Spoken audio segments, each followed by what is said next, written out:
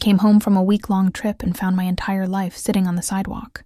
4 suitcases, a handwritten note, and a message from my own daughter-in-law telling me that if I wanted to stay, I could sleep in the garage. I stood there in disbelief, staring at the house I had lived in for 35 years.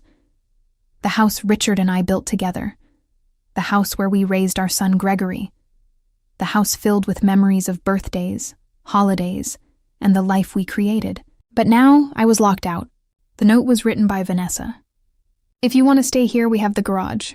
Those few words broke something inside me. Before the taxi left, I called the bank. I needed to know the truth. The answer shocked me. "Yes, Mrs. Wilson. Your mortgage payment of $367 was processed last week.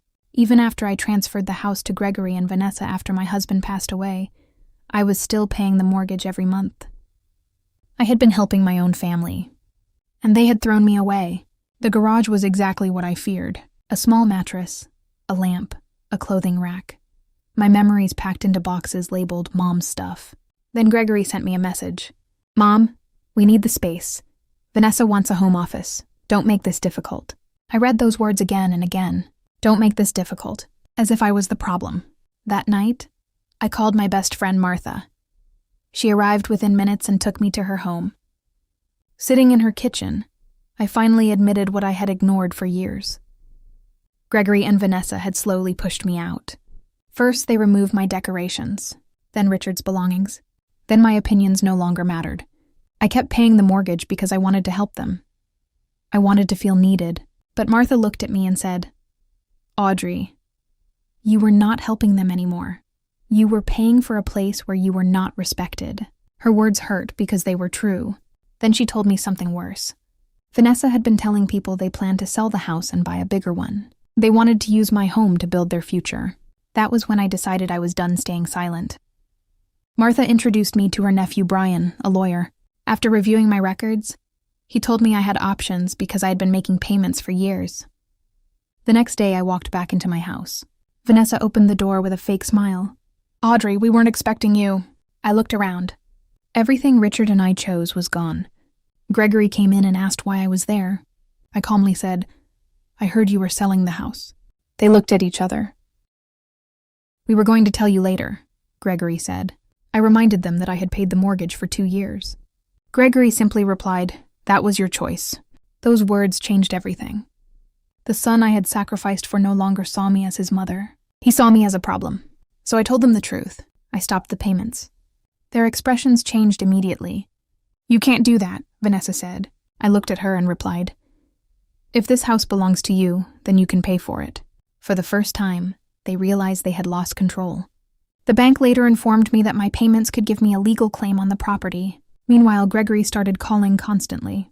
He needed my help again. But this time I chose myself. I got a job at a local cafe. It was hard work, but every dollar I earned was mine. For the first time in years, I felt independent. A few weeks later, Gregory came to the cafe. "Mom, we need you to remove the claim and start paying again." I looked at him and asked, "What do I get?" He offered to find me a nice senior community. I shook my head. I don't need someone to take care of me. I need my family to respect me. Then he tried to use my granddaughter Emma against me. He suggested I might lose my relationship with her. That hurt more than anything. The next day, Gregory and Vanessa met me at Brian's office. They expected me to give up. Instead, I offered them one choice. I would remove the claim if they sold the house back to me. They were angry. They threatened to fight, but they knew a legal battle could destroy their plans.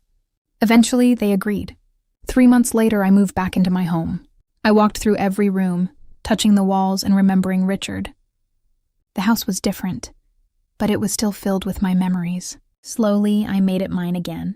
I restored the photos. I planted flowers. I brought warmth back into the place where my life had happened. One morning, Gregory came to visit. He told me they never got the new house they wanted. Then he said Emma missed me. My heart softened. I told him she was always welcome. So was he. He still didn't fully understand the pain he caused, but at least there was a small chance to rebuild.